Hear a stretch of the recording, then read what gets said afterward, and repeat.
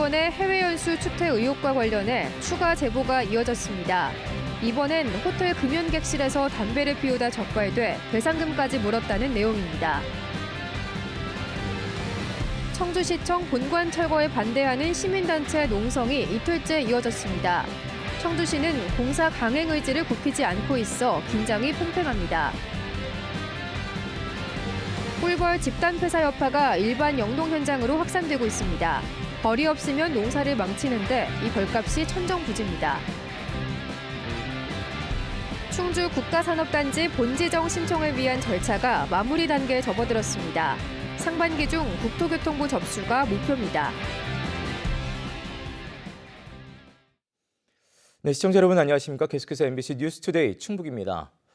해외 연수를 가는 비행기에서 음주 추태를 부렸다는 의혹을 받고 있는 박지현 충북도의원. 항공사는 보고된 것 없다는 공식 입장을 밝힌 가운데 또 다른 제보가 들어왔습니다.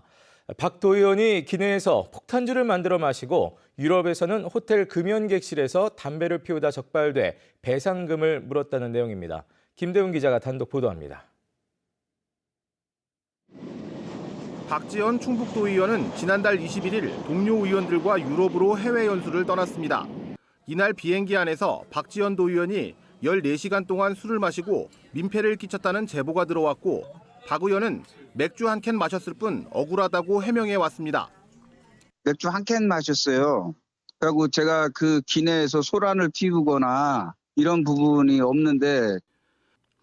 이와 관련해 충북도 의회는 해당 항공사에 기내 음주 제공량과 당시 기내 상황, 제보 내용의 사실 여부를 물었는데 기내 음주로 인한 소란 행위는 발견되거나 보고된 바가 없다는 간단한 답변만 돌아왔습니다. 하지만 황영우 충북도 의장은 기자회견을 열고 거듭 사과했습니다. 기내 소란이 없었다는 공문에도 불구하고 외부인으로 구성된 윤리심사 자문위를 소집하겠다고 밝혔습니다. 주변 승객분들께 조금이라도 불편을 초래하였다고 하면 호미 손상 행위 금지 조항에 위반이 될 수도 있다고 판단을 하고 있습니다. 해외 연수 기간 무슨 일이 벌어진 걸까? 박 의원에 대한 새로운 제보가 들어왔습니다. 기내에서 와인에 양주, 폭탄주까지 만들어 마셨다는 내용입니다. 또 해외 연수 5일 차였던 지난달 25일 밤 체코의 호텔방에서 동료 의원 한 명과 술을 마시고 담배를 피웠는데 이곳은 금연 객실이었습니다. 다음 날 호텔 측에 적발됐고 우리 돈으로 60만 원이 넘는 배상금까지 물어냈다고 제보자는 말했습니다. 취재진은 제보자 이외에도 또 다른 사람에게 이 같은 내용에 대한 아주 구체적인 증언을 확보했습니다. 담배를 피우다 적발됐다는 두 의원에게 전화하고 메시지를 보냈지만 취재에 응하지 않았습니다. 연결이 되지 않아 삐 소리 후 소리샘으로 연결되오며. 다만 박지원 의원은 취재진에게 메시지를 보내 그런 사실이 없다고 답했고 연수를 함께 다녀온 동료 의원과 사무처 직원들 역시 내용을 잘 알지 못한다고 해명했습니다. 연수에 동행한 여행사는 계약 관계상 아무 얘기도 할 수 없는 상황이라고 밝혔습니다. 해외 연수 추태에 대한 제보가 꼬리를 물고 이어지는 만큼 충북도의회 차원의 진상조사가 불가피해 보입니다. MBC 뉴스 김대우입니다. 김영환 충북지사가 SNS에 기꺼이 친일파가 되겠다는 글을 써 논란이 되고 있습니다. 김영환 지사는 정부가 일본 강제징용 해법안을 발표한 것과 관련해 자신의 SNS에 글과 영상을 올려 윤석열 대통령과 박진 장관의 애국심에 고개 숙여 경의를 표한다고 밝혔습니다. 김 지사는 윤 대통령이 지고도 이기는 길을 가고 있다며 일본의 사과와 참여를 구걸하지 말라고 덧붙였습니다. 이에 대해 더불어민주당 충북도당은 논평을 내고 김영환 지사가 정부의 외교 참패를 두둔하기 위해 기꺼이 친일파가 되겠다는 망언을 했다면서 도민 앞에 사죄해야 한다고 밝혔습니다. 최근 대청호 환경규제 논란과 관련해 대청댐과 충주댐 이역 주민들이 규제 해제를 촉구하고 나섰습니다. 대청댐과 충주댐 인근 주민들은 도청 브리핑룸에서 기자회견을 열고 겹겹의 환경 규제로 댐 상류 지역은 음식점 하나 편히 만들지 못하고 있다며 규제 해제를 주장하는 김영환 지사를 공개 지지했습니다. 또 댐 상류 지역 아픔을 해소할 대안도 없이 규제 완화 반대를 외치는 것이 참다운 시민 운동이냐고 비판했습니다. 앞서 충청권 환경단체는 지난 2일 지역 갈등만 부추기며 환경 파괴를 일삼는 규제 완화를 중단하라며 충청북도에 날을 세웠습니다. 청주시청 본관 철거 현장에서 반대 시민단체의 농성이 이틀째 이어졌습니다.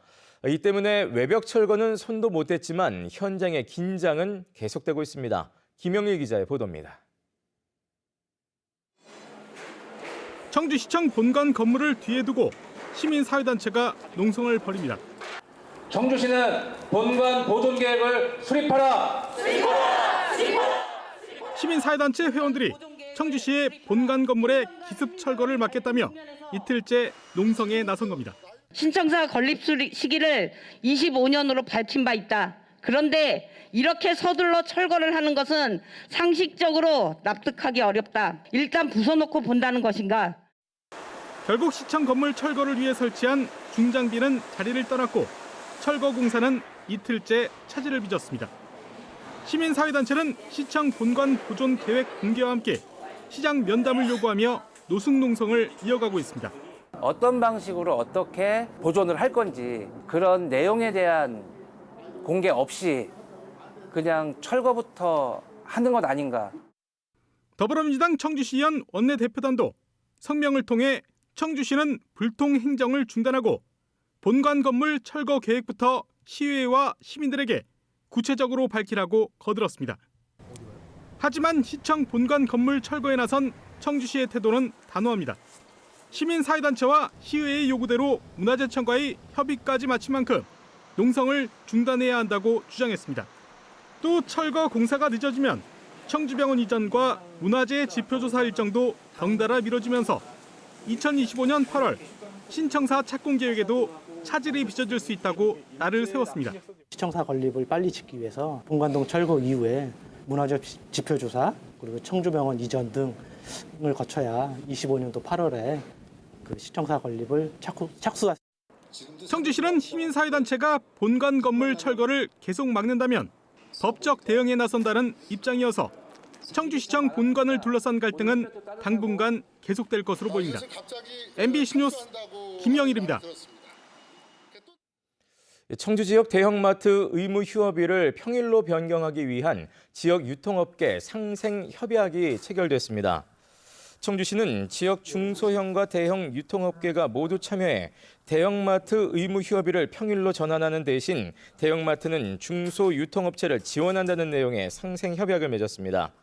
이 협약은 이해 당사자의 합의를 거쳐야 한다는 조례상 명문화된 절차로 실제 청주 지역 의무 휴업일 평일 변경은 행정 예고 등의 후속 절차를 거쳐 이르면 오는 5월쯤 적용될 전망입니다. 앞서 민주노총, 마트산업노조 등은 휴일 근로를 해야 하는 노동자들의 입장을 반영하지 않았다며 청주시에 반대 의견서를 제출했고 청주시의회 더불어민주당 의원들은 수의 과정 없는 불통행정이라며 거듭 비판했습니다. 2년째 반복되고 있는 꿀벌 집단 폐사. 이 여파가 양봉 농민을 넘어서 일반 영농 현장까지 이어지고 있습니다. 벌이 꽃가루를 잘 옮겨줘야 열매를 맺을 수 있는데 그 벌이 없는 것이죠. 벌값이 천정부지입니다. 이지연 기자가 보도합니다. 한창 딸기를 수확하고 있는 농가. 25도를 유지하는 하우스 안을 벌들이 오갑니다. 꽃가루를 옮겨 열매를 맺히는 주역이라 하우스 한 동마다 벌통은 필수. 한 해 결실을 좌우하는 귀한 몸인데 문제는 가격이 올라도 너무 올랐습니다. 올해 구매 가격은 한 통당 16만 원. 예년보다 30%가량 비싸졌습니다. 그나마 장목반을 통해 겨우 구했는데 벌 상태마저 아쉽습니다. 활력 있는 벌이 들어와서 일을 열심히 해야 되는데 힘없는 벌들이 오다 보니까 기형 딸기들이 많이 발생하는 상태예요. 꿀벌을 아예 못 구한 농가는 수명이 짧은 서양벌을 들였습니다. 꿀벌이 사라져 대체 서양벌을 찾다 보니 덩달아 귀한 몸이 됐습니다. 지난해 한 통에 80마리에 6만 원 하던 서양벌 가격이 마리수는 절반으로 줄었는데 되레 2만 원가량 올랐습니다.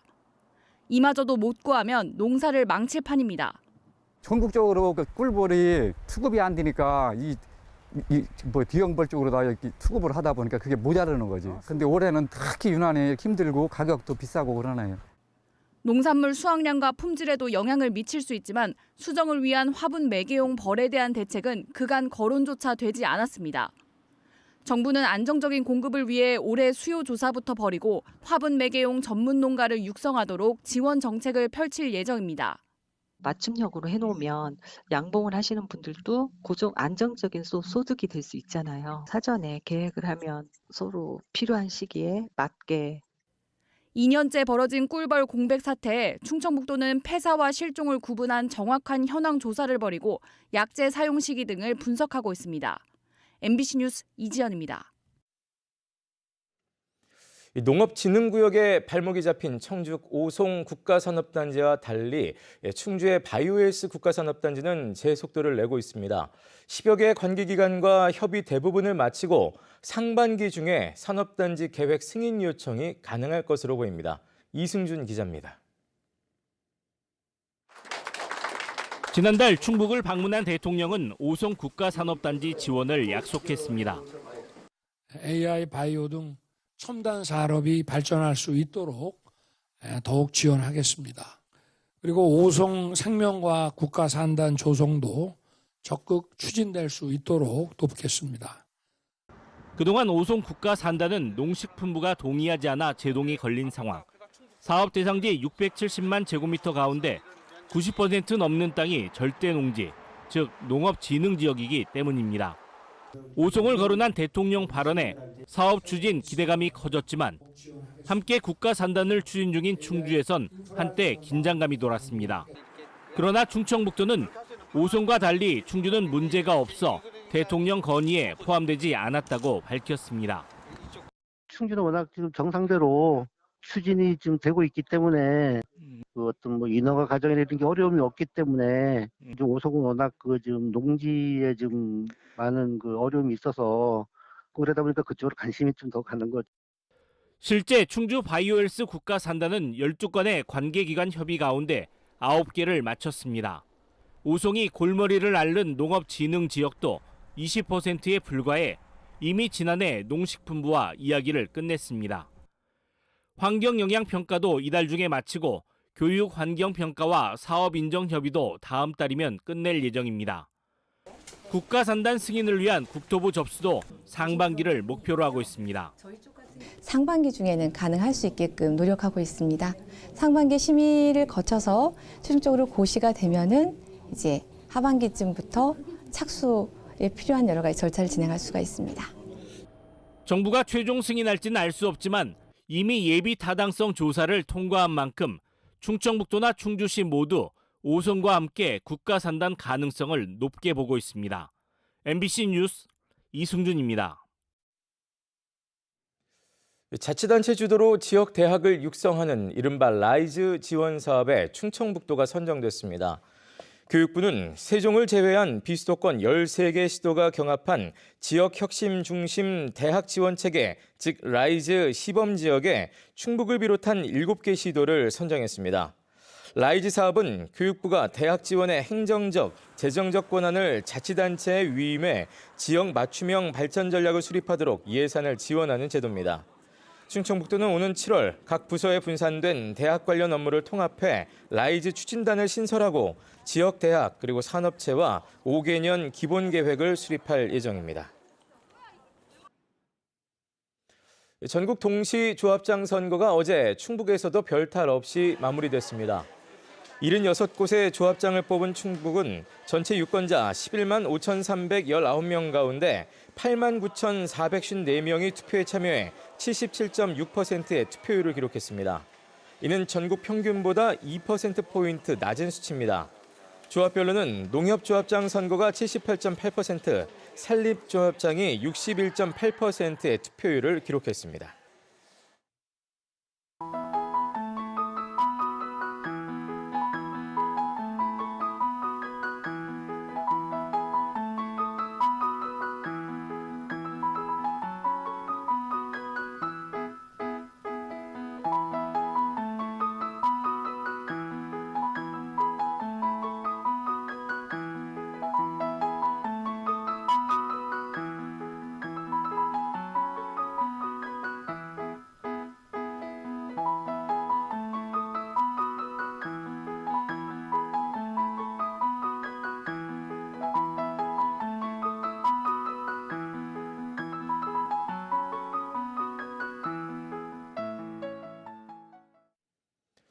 제천에서 같은 빌라에 사는 주민들에게 흉기를 휘두르고 달아났던 50대가 범행 하루 만에 숨진 채 발견됐습니다.